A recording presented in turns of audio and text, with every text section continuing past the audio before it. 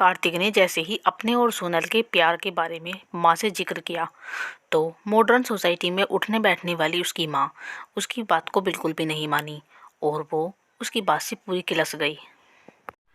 कार्तिक, तुम्हारा दिमाग खराब हो गया है। एक बात कान खोल कर सुन लो। सोनल जैसी मिडिल क्लास लड़की इस घर की बहू नहीं बनेगी तो बस नहीं बनेगी। माँ, अगर वो मिडिल क्लास है तो उसमें उसकी क्या गलती है? माँ, वो मिडिल क्लास भले ही हो, लेकिन वो किसी से कम नहीं है।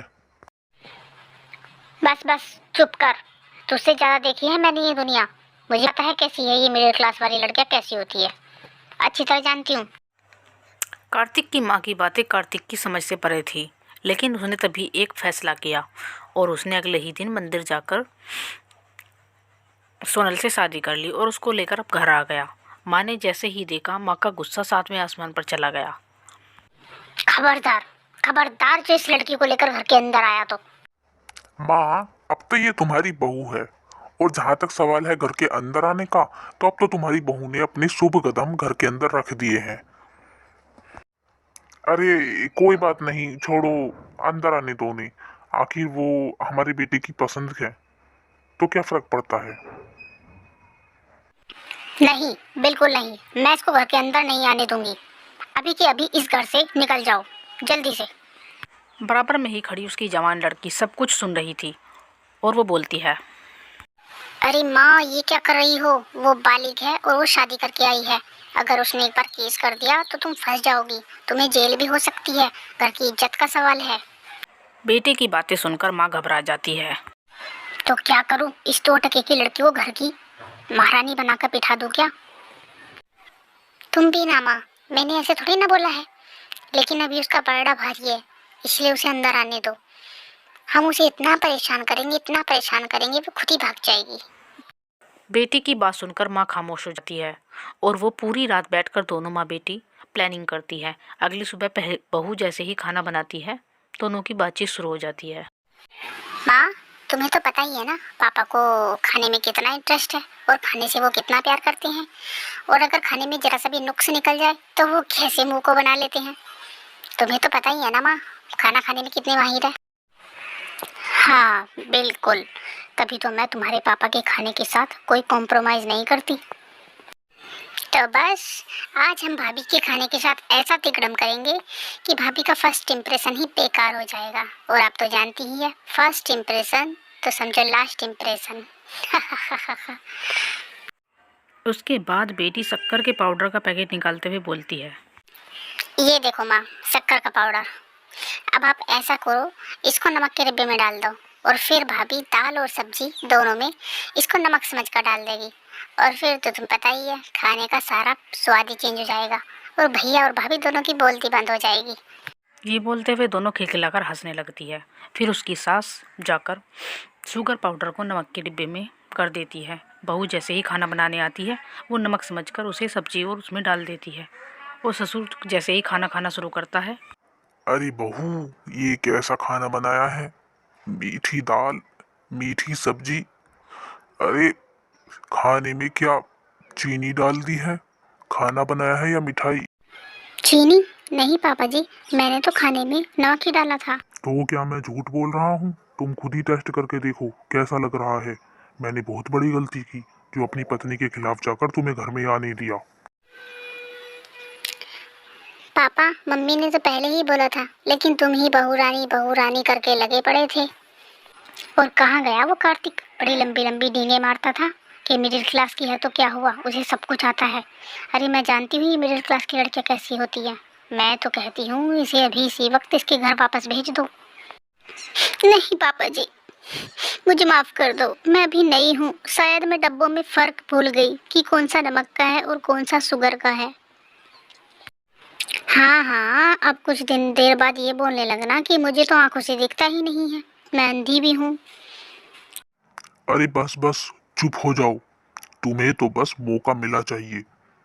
एकदम नॉन स्टॉप बोलने लगती हो। बहू शायद ठीक ही बोल रही है।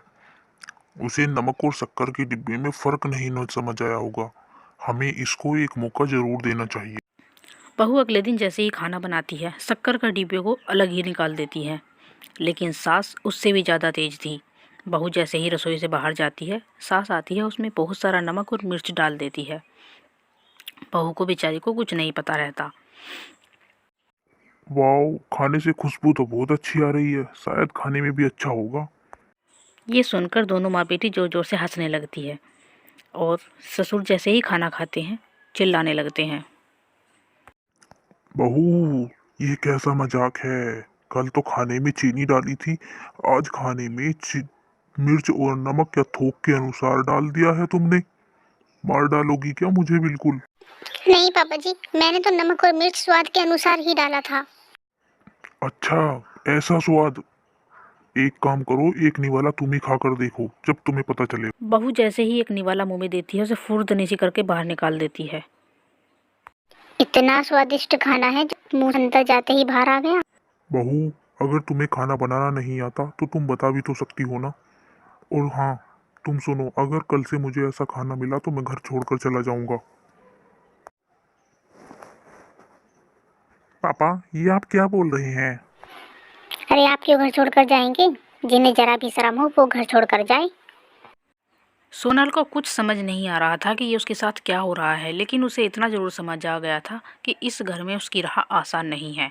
और जब भी उसके सामने ऐसी कोई स्थिति आती थी कि उसकी राह से कठिनाई से गुजरती थी, तो वो एक माने हुए बाबा के पास जाती थी। बाबा बहुत पहुँचे हुए और अच्छे गुरुजी थे। वो बाबा को जाकर सारी बातें बताती है और उनसे बोलती है, मेरी कुछ समझ में नहीं आ रहा है बाबा, मैं क्या करूं? लेकिन मुझे सब समझ आ गया है, तुम बिल्कुल चिंता मत करो। ये एक जादुई मसाला है, जब भी तुम खाना बनाओ इसे खाने में डाल देना, उसका स्वाद अपने आप ही बहुत अच्छा हो जाएगा। लेकिन एक बात याद रखना, खाना बनाते वक्त तुम जैसा विचार अपने मन में रखोगी खाना वैसा ही हो जाएगा।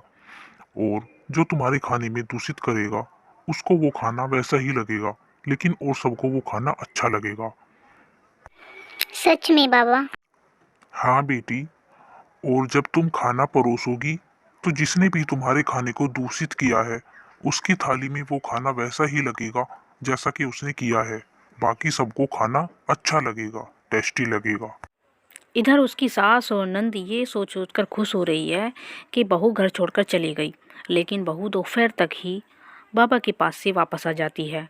दोनों सास और नंद उसको देखकर मुंह फेर लेती है, लेकिन बहू इस बात की परवाह ना करते हुए ससुर के पास जाती है और उनसे एक बार अपने हाथ का खाना खाने की एक बार और रिक्वेस्ट करती है। ससुर पहले तो ना ना करते रहते हैं, लेकिन फिर मान जाते हैं और बहू फिर शाम के समय खाना बनाने लगती है। जैसे ही वो एक पल के लिए बाहर जाती है, सास आती है और उसमें ढेर सारे किलो के हिसाब से नमक मिर्च मसाला भर देती है। आज तेरा आखिरी दिन होगा, दो कौड़ी की लड़की, आज तुझे पता चल जाएगा। फिर सास के जाते ही बहू आती है और जादुई मसाला खाने में डालते हुए बोलती है, खाना खूब स्वादिष्ट हो जाए। और जैसे ही बहू टेबल पर खाना लगाती है और ससुर खाना खाना शुरू करते हैं, खाना खाते हुए देख उसकी सास बोल, अब देखना, जैसे ही तेरे पापा पहला निवाला मुंह में देंगे वो ज्वालामुखी की तरफ फट जाएंगे। वाह, क्या बात है, आज तो खाना बहुत स्वादिष्ट बना है, मजा आ गया। क्या? मुझे तो नहीं लगता कि खाना इतना अच्छा बना होगा। एक दो निवाला और खाओ, जब पता लगेगा। एक तो निवाला क्या, आज तो मैं पूरा खाना खा जाऊंगा, बहुत ही अच्छा लग रहा है और बहुत स्वादिष्ट बना है। ये कहते हुए फटाफट से खूब सारा खाना खा जाते हैं। तब सास बोलती है, ऐसा कैसे हो सकता है? अरे देख क्या रही हो, तुम भी खाओ, बहुत टेस्टी बना है, खाकर तो देखो। ये सुनकर वो भी खाने को मुंह में डालती है, लेकिन एकदम फुर्दनी सी बाहर निकाल देती है और बोलती है, छी, कितना गंदा है। ये सब सुनकर बहू को पता चल जाता है कि आखिर इतने दिन से उसके साथ ये सब कर कौन रहा था।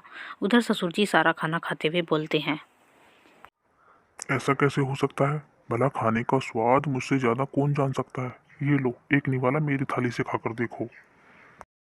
सास जैसे ही उसकी थाली का निवाला चक्कर देखती है उसे वाकई में स्वादिष्ट लगता है। अरे हाँ, ये तो वाकई में बहुत स्वादिष्ट है। तो फिर तुम्हारी थाली का स्वादिष्ट क्यों नहीं है? वो भी तो बहू ने इसमें से ही परोसा है। तो आप भी मेरी थाली से खाकर देखिए। ये सुनकर ससुर उसकी थाली से खाते हैं। अरे ये तो बिल्कुल मेरी थाली के जैसा ही स्वादिष्ट लग रहा है। अब बिल्कुल नाटक मत दिखाओ, जल्दी से खाना खा लो।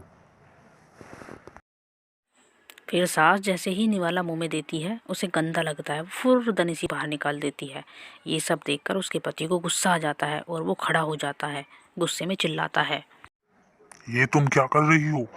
मुझे गुस्सा आ रहा है, मैं ये सब बर्दाश्त नहीं करूंगा। सुनते ही रोती हुई सास अपने पति के पैरों में गिर जाती है और उसे सब कुछ सच सच बता देती है।